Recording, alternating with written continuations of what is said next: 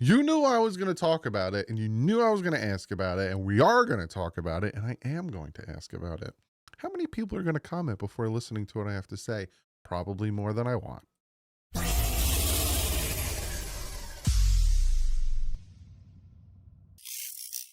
What is up, Finn fans? Today is the first day of mandatory mini camps. I will give you a full breakdown of mandatory mini camps later today, probably around 5 o'clock when everything's said and done. I wait till around 5 o'clock, so all the videos or anything, any footage from practice that the Dolphins release, I can get to you guys. So, and that is for the people who don't have Twitter. And yes, I call it Twitter, and I'll never call it X because X is such a stupid name. Anyway, we're going to talk about this. We're going to talk about Jaire Alexander. Should the Miami Dolphins sign Jaire Alexander? Or should they pursue him? Or should they whatever? We're going to talk about all that because it is something that needs to be talked about. And we will talk about the injury history.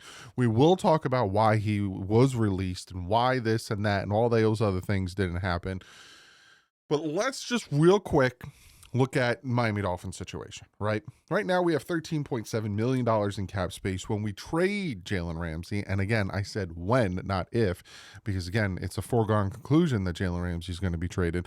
The Dolphins will have about $21 million in cap space. So money's not an issue. And also if they really wanted to, which I really hope they don't, and they're like, hey, we want to do this and that, and all these players are becoming available and we can make this defense so good, breaking case of emergency, Tua Tagovailoa $19.1 million. So like that, they can easily get to about $40 million in cap space.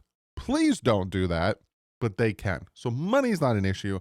Let's all take it. Also, if they extend Zach Sealer, which I talked about yesterday, if they extend Zach Sealer, that also will bring cap space because again, they could extend him, give him a new contract, and have the cap hit this year go from 12 million, probably drop it down to 4 or 5 million more, and have it go from 12 to 7 million, and then next year signing bonuses and blah. So they'll be fine. Don't worry about the cap space. Don't sit here and say, oh, they got no money. You know how many times I've seen comments saying the Dolphins can't do anything and they blame Tua? It's lazy. It's getting to the point that it's lazy. It's just lazy. And Warren Sharp came out to yesterday for some reason. Somebody tickled his fancy the wrong way, and he came out with this huge Twitter thread of Tua stuff. And I'm going to talk about it probably Friday because they have camp the next 3 days. So Friday, we're going to look at it and we're going to see what he has to say and, all that stuff because very, very interesting stuff. And then I messaged him because I had a question. And he got back to me. So I got some cool stuff. I'm going to try to get him on the channel. I really would love to sit there and pick his brain because he's an incredibly smart man. So anyway, so don't worry about money. Don't worry about this, that, blah, blah, blah. So Jaire Alexander, let me just be official with it. Boom. Being released from the Green Bay Packers. Being that it's post June 1st, they save a certain amount of money. They did try to trade him for a good amount of time. I think even before the draft, he was on the trade block and, they were trying to move him. At one point, I was talking about like, hey, player for player, Ramsey, Jaire type situation. But he is available now to go wherever he wants, right? Because they couldn't get a trade done. So the thing I hear the most are, again, and I've said I would like to kick the can, pick up the phone, do whatever you need to do, see what Jaire's thought process is, what he's asking for, if he would be interested in coming to Miami, 100%. Because I am not comfortable with the Miami Dolphins secondary right now. Your big bad in that secondary is Kader Kohou. So if you're going to sit here and tell me, oh, I don't want Jaire, he's injury prone, who do you have? You're going to go out and get Rasul Douglas. You're going to go out and get Asante Samuel Jr., who, again, is injured. Who do you have? Like, you really going to sit here and tell me you're not going to at least turn over the stone and be intrigued by this? You're going to, let's go with Storm Duck and Ethan Bonner and, all these guys. We'll be fine. It's not like we're not facing DK Metcalf this year and, all these other great receivers. Like, come on. Something needs to be done. So obviously, yes, I'm intrigued, but big fat pimply butt, it depends on the money. Now, again, I've been asked, Well, then why are they moving on from Jaire Alexander? They wanted him, obviously, with Jaire Alexander not in Green Bay. Green Bay has now a big need at corner. It's the same situation the Miami Dolphins are in with Jalen Ramsey. It's just different because Jalen Ramsey's situation is an environmental problem and, culture problem with the Dolphins. And he's like, I'm out. I just can't deal with this anymore, yada, yada. Jaire Alexander's problem was money. The Green Bay Packers wanted to redo his deal, wanted to save some more money and, not have his contract be so big. And he was like, no, I don't want to do that. So they're like, all right, we're going to try to trade you. And they couldn't get a trade partner. And now he's cut. So that is the reason why he was cut.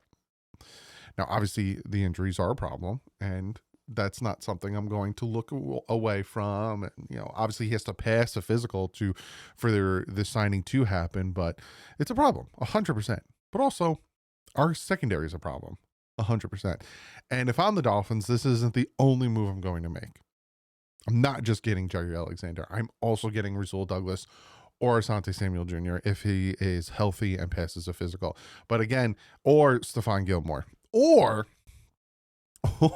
and this is a long shot in the dark. I just saw this and it intrigued me. And then I made a joke of a tweet that people probably took too literal, but this NFL rumors, which take it with a grain of whatever. Commanders reportedly not happy with Marshawn Lattimore, his presence in the OTAs. And my tweet was, give me all the corners. Because it makes me nervous. The corner situation makes me nervous. So I would get Jaire Alexander, but then I also would not be done. Again, $21 million when they move on from Ramsey. Give me someone else. I need 2 starting caliber corners because right now we don't have any really. Because to me, Kader Kohou's more of a slot corner. You might be asking yourself, well, where are you getting all this money from, Doug? And I already talked about that. But also, Spot Track, who I use for my contracts, they tweeted out this. Tre'Davious White's 1-year, $4.2 million contract, max $8 million with incentives from the Rams last year, is likely the starting point for Jaire Alexander in free agencies. Cap adjusted for 2025, Alexander could seal a deal that maxes out at $10 million. So again, you're looking at like a 1-year, $5 million contract with incentives. Tell me you wouldn't do that. Tell me you wouldn't give Jaire Alexander a 1-year, $4 to $5 to $6 million contract, just bombarded with incentives for him to be healthy, to make these incentives to have a potential to hit a max of $10 million. You really going to sit here and tell me you're not going to, sign Jaire Alexander, who has a ton of upside for 1 year, $4 to $6 million? I would do it in a heartbeat. Now, again, I understand he has the injury, but again, are you looking at the Miami Dolphins secondary? It's not good. I have no faith in it. Now, I have faith in our D-line, and I think with Bradley Chubb, with Jalen Phillips, with Chop Robinson, with Sealer, with Grant, with, all these other guys, I think it could be better than 27th last year. But I also think that if your corners can't make some type of move or so, it's just going to be a lot of quick slants. We're going to face a lot of quick slants, and our corner's going to get beat, and this, and I could just see it happening. And it's like my curse, because if I'm worried about something in the offseason, it tends to be a problem during the season. Because how many times did I tell you guys, oh, this offensive line's really worrying me? And then I get told in March and April and May and June that, Doug, it's this month, relax. It's this month, relax. Why are you so stressed out? Relax. It's not that big of a deal. Relax. And then all of a sudden, boom, comes October. Wow, what's wrong with our offensive line? I'm sitting there like, I've been telling you guys that they don't look at it realistically. We're still kind of in that situation because, God forbid, we have no depth on this offensive line. But that's not what we're talking about. We're talking about Jaire Alexander. So tell me you wouldn't do that contract, right? Go out and get Jaire. Go out and get Rasul. Go out and get Asante. Go out and get Stephon.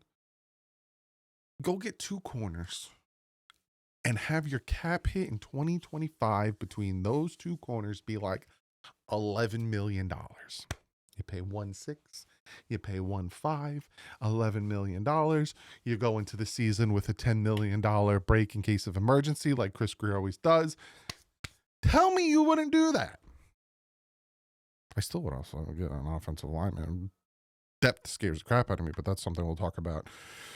Again, I got a whole series coming next week where we start breaking down camp position battles, but does that not seem logical? Does that not seem like something that could really help this team and make you feel better going into the season, that we're not going into the season with no one at corner? Now, again, Jalen Ramsey, I know I've had questions asked to me, if the Dolphins go out and get Jaire Alexander, would that change Jalen Ramsey's mind to stay? No. Because it's not about who's across from him. It's not about who he's playing with on the defense.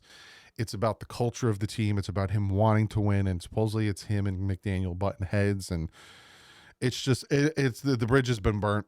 It's in ashes floating down the river. It's done. So it's not going to happen. So that's my thought process on the whole Jaire Alexander situation. But again, here's the big fat thing though, right? The elephant in the room is he would want to have to come to Miami, right? That's where the big thing is. I can tell you about how a contract they could offer him. I can tell you, make you feel all warm and fuzzy about potentially pairing him with another corner, and or I could tell you, all of these things. But at the end of the day, it doesn't matter because he would have to choose Miami. He'd have to choose Miami over Minnesota. He'd have to choose Miami over Baltimore. He'd have to choose Miami over all of these other teams that potentially could add him as a corner. Even Buffalo. Now, I just named 3 cold weather teams. State tax. You'd have to want to come here. But comment below. Let me know what you think after. Hopefully you sat there and you listened to my whole spiel and didn't comment at the very beginning, because I obviously already addressed a bunch of the things you probably already commented before you watched the video. Here's the fact for the day. Linebacker and defensive end Cam Wake posted a double-digit sack total 5 times in his 10 seasons with the Dolphins from 2009 to 2018. He had a career high 14 sacks in 2010. We gotta get a new Cameron Wake jersey. My Cameron Wake jersey is too small. Like, I had it when I was a kid. I will see you later today for the first day of mandatory mini camps, and we'll see you the next 2 days for mandatory mini camps, and then they take a break, and I give you a ton of content. I might do all time teams. I might do rank my best of the Dolphins. I got a lot. I'll probably do some live streams here and there. I got a lot to keep you guys entertained, so I'll see you later today. But like usual, stay classy. Offense out.